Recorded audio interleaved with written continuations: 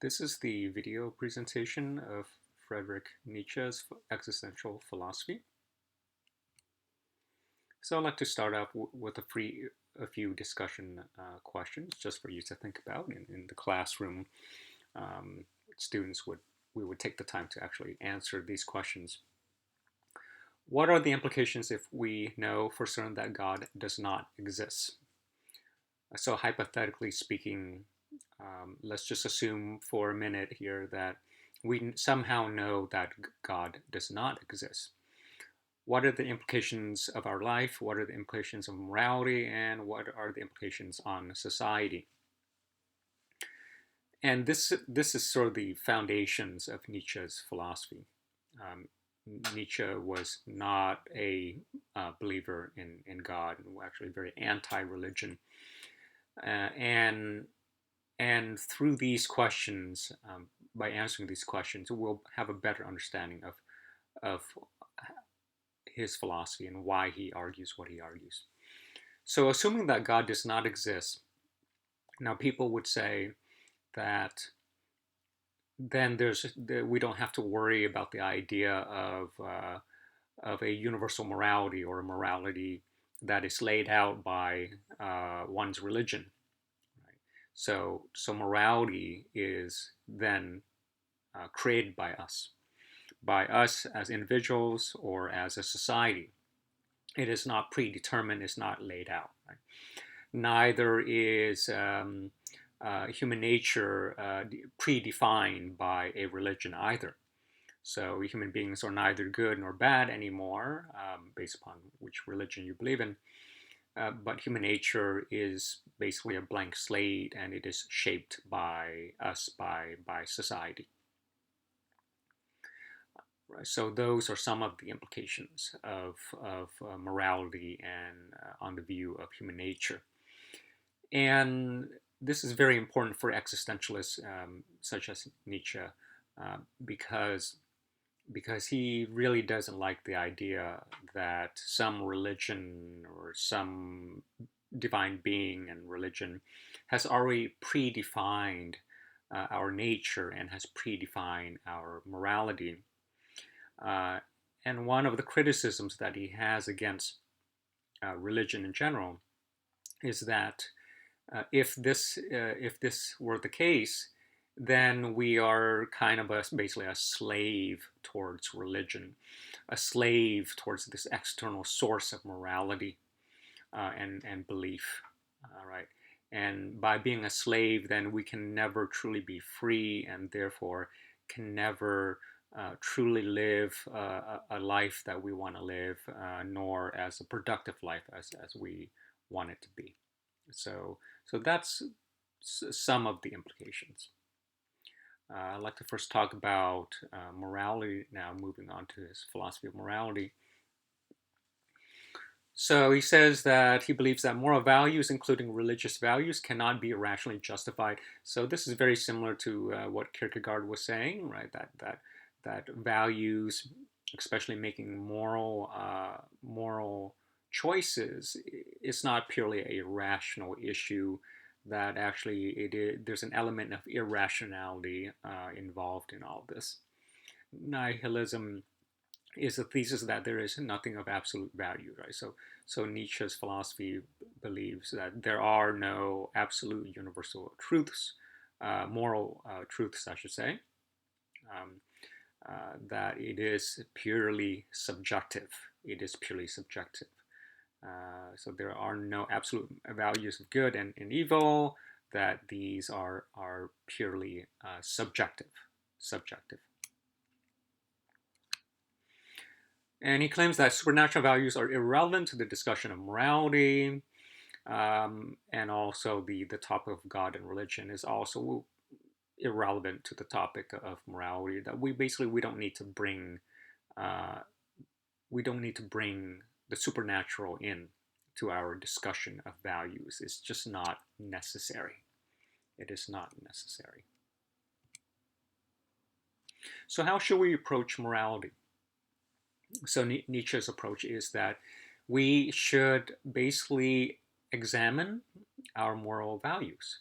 we should examine our moral values and to to see whether they truly make sense or not, rather than following moral values blindly, right? So whether our moral values are from our religion, from culture, right? It doesn't really matter where they're from, but we need to critically examine them to see if they make sense or not. If something doesn't make sense, we need to let go of that value, and we need to come up with a different value, create one for ourselves. So that's how we should approach morality. And so this is also the criticism against religion in general, that religious values imposes the moral values onto people, and people end up believing in them blindly. And but if we believe in them blindly, then we're once again, we become a slave. We become this uncritical slave to these values, whether it's religion or from culture. And that's something that he does not want us to do. And existentialists in general, they believe that we should not do that, right? We shouldn't follow something blindly. So Nietzsche agreed with Socrates and Kant that reason plays a role in morality. However, reason by itself is not the only variable in making moral decisions.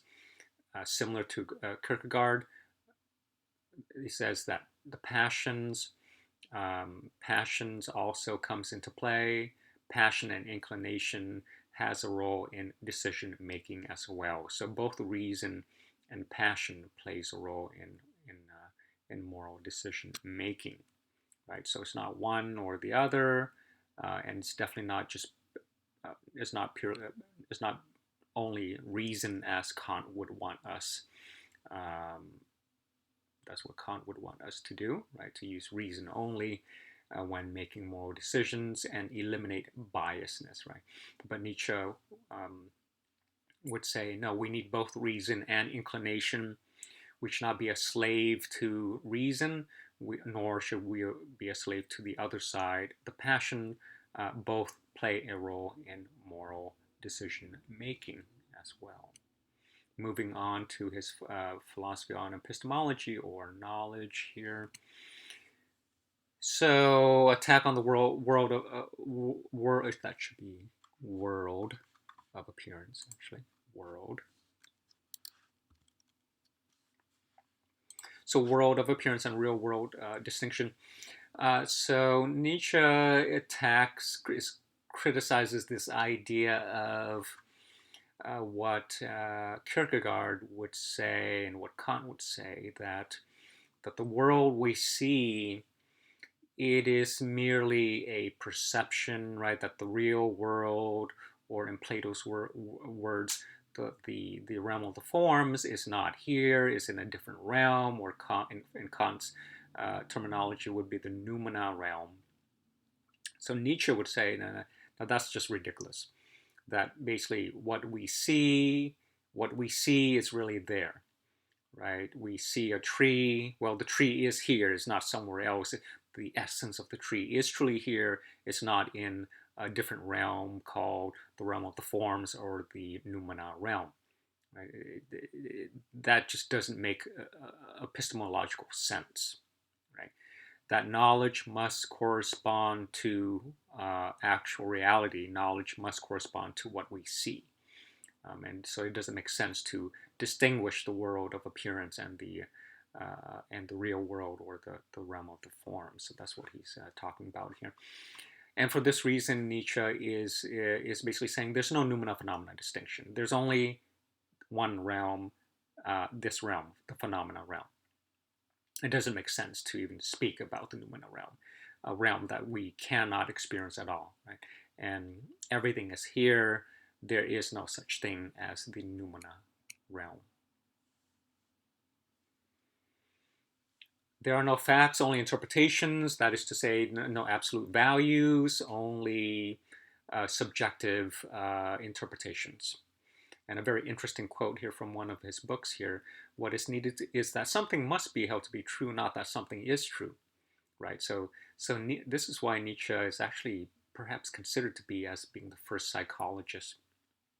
So what is needed is that something must be held to be true, not that something is true, meaning that we want there to be truth.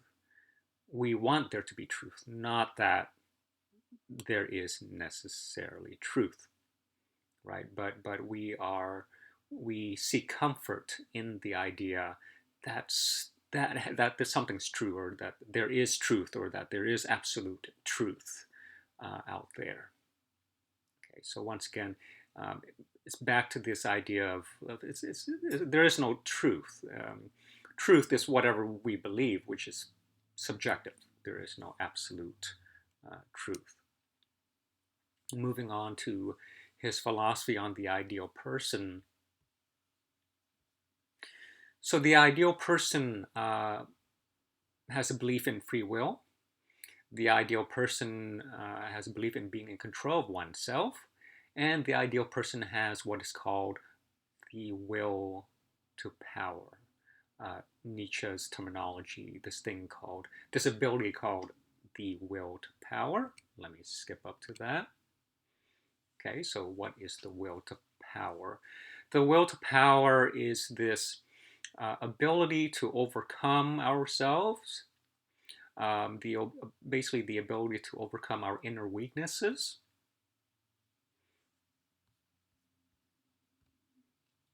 Okay. And he also says that to overcome ourselves is actually more difficult to overcome someone else. That is to say, to be in control of ourselves is more difficult than to be in control of someone else. So in this process of the will to power, or having the will to power, and in being in control of ourselves, and shaping our life into a life that we want it to be, which is part of his existential philosophy, that he would say that it's actually permissible to once in a while actually to reach our goals. Once in a while, it is okay to undermine other people for the sake of achieving our goals. That it is sometimes necessary to sacrifice others in the process of self-development. However, Nietzsche does not condone cruelty for its own sake. Okay, so he does justify these selfish actions once in a while, to enhance our self-development. But for the most part, to be truly selfish and undermining and causing harm, for example, or committing genocide, for example, onto others is not permissible. The opposite is actually quite true. He values nobility and strength. He values, or I should say, the strong seldom resorts to cruelty, and that it is the obligation of the strong to protect the weak. So some people throughout history have taken Nietzsche's philosophy out of context, and for this reason may have used Nietzsche's philosophy to justify certain things, such as genocide against a group of people, or a certain group of people, certain race is superior to another, right? And actually that was taken out of context. The ideal person has what is called master morality and not the slave morality. The master morality is someone who recognizes and has the will to power. Someone who has the slave morality denies in the will to power, or doesn't have the will to power. So the good in the master morality is strictly relative. Once again, good and bad is just a relative concept. something is good if it fulfills its function or design, or if it benefits us. What is good is that it is good for me. Bad refers to failure, defeat, and loss of power, or simply what is something bad that is bad or unofficial to me, to a particular person. Once again, this is all relative terms. Those with a master morality dedicates oneself to a great cause or a great artistic project. So this sounds very similar to what Kierkegaard was saying, right? To devote one's life to the infinite, right? So this is Nietzsche's version that someone who has a master morality is dedicating his or her own life to some greater cause, um, something greater than ourselves. And however, sometimes such a life does require egoism and selfishness. So once again, he does justify selfish behaviors at times in our development in achieving the master morality. Um, but for the most part, he does not condone cruelty and inhumanity for um, its own sake. So the slave morality, someone who has a slave morality does not create his or her own values. Someone who has a slave morality will follow the values that is given upon that person, such as from religion or from culture, whatever the external source would be. So the slave does not create his own values, but begins by having a set of values forced on him, those values of the master by which he finds it impossible to become virtuous. Those with a slave morality cannot live up to the ideals of the master morality. So master morality tells him to be strong, but he is weak. It tells him to be courageous, but he is cowardly. It tells him to be creative and assertive, but he is dull and unassertive, right? So someone with a slave morality is very much the opposite of the master morality. And in Aristotle's words, would be an unvirtuous person, right? Not a courageous person, but an uncourageous or a coward, basically. Another quote here. The slave finds himself threatened with defeat in battle, so he, quote, turns the other cheek. He finds himself incapable of doing great deeds, so he becomes, quote, a good citizen. So this quote, turning the other cheek, is specifically a criticism against Christianity, pretty much, right? So the slave morality would not fight back, pretty much, fight back against one's enemies.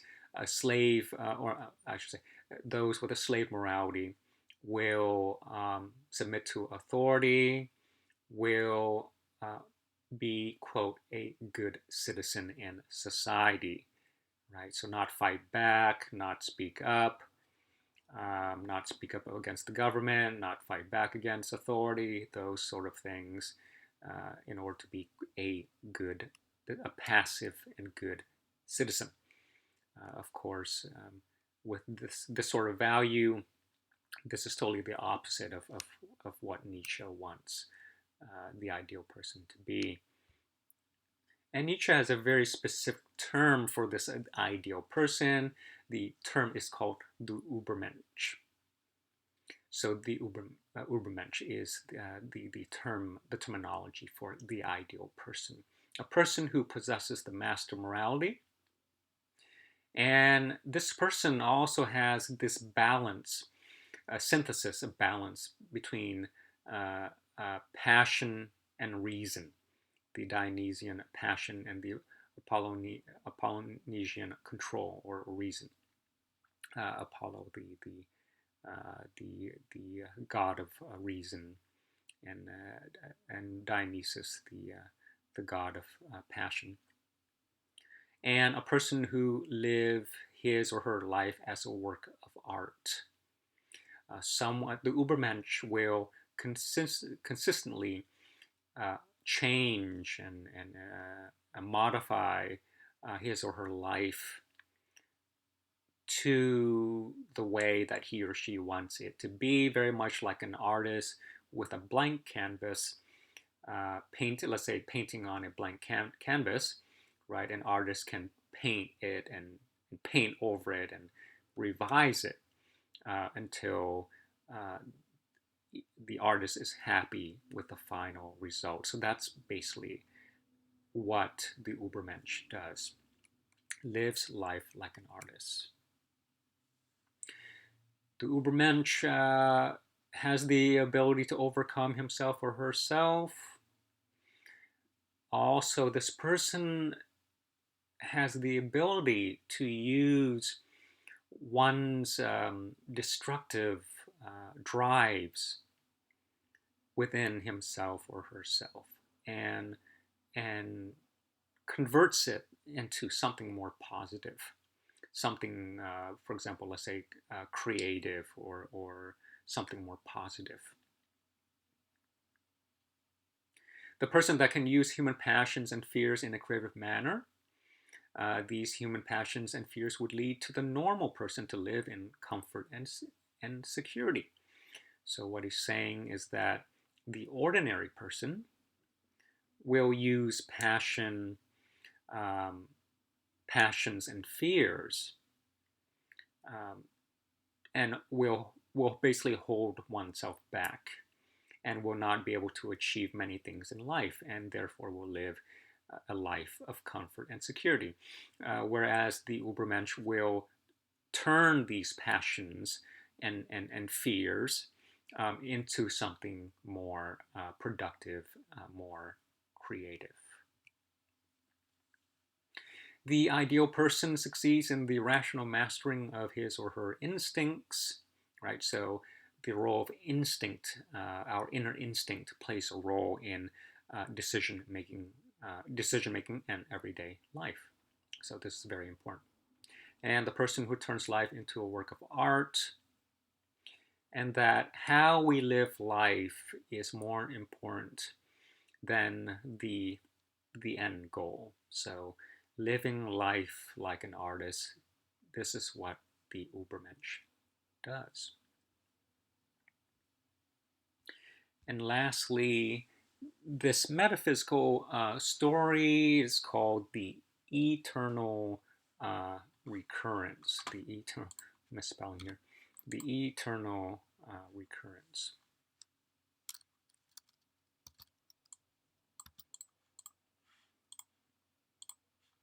Okay. So a quick discussion question here, or a question to ponder.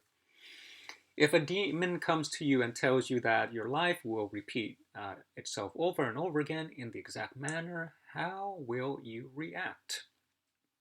How will you react? So students have said, some students have said, well, if a demon comes to me and tells me that my life is going to repeat exactly the same way over and over again, that everything I have done, I will do again in the next life, and I will do again forever, because life repeats itself and everyone else will do the exact same things. Of course, when we are reborn, we do not remember any of this. So some students would respond that if that is the case, then I wouldn't do anything differently because it's pointless. I have no control. I'm not going to remember anything anyways in the next life. It's pointless to try to achieve anything else. It's pointless to change life in any sort of way right now. Um, there's no, they would say that they see no point in doing anything else, really. So that's one response. Another common response is that um, some people would say, well, if I know that my life is going to repeat over and over again, then I'm going to change my life right now and start doing the things and start living the life that I really, really, really want to live, and really become the person that I really want to be, because life is going to repeat itself over again, and therefore I would want to live the ideal life every single time. So some people would say that as well. So this story, and the moral behind the story is this. So once again, the eternal recurrence is the idea that everything will occur again exactly as it did in the past. And basically, this is a test. This is a test. It's a metaphysical story. It is a test. If a person were to say, I would not do anything different, then that person is already on the path of achieving a life, or of becoming a person who he or she already wants to become. Therefore, there's no need to change, right? That one is truly content and happy, and therefore there's no need to change anything. And that you wouldn't want to change anything in the past, for example, anyways, because the past makes up who you are right now. And if you are happy and content with the person who you are right now, you wouldn't change anything in the past, even if you regret many things in the past. Now, that would be the response of a person who is already living a life and becoming the person who he or she wants to become. On the other hand, if a person responds and says, I would definitely change many things about myself and change many things about my life that I don't like, then that is a sign that that person is not, definitely doesn't have the master morality, doesn't have the will to power, is not living life like the artist, is not living a life that he or she truly wants to live. So that's problematic. That is problematic.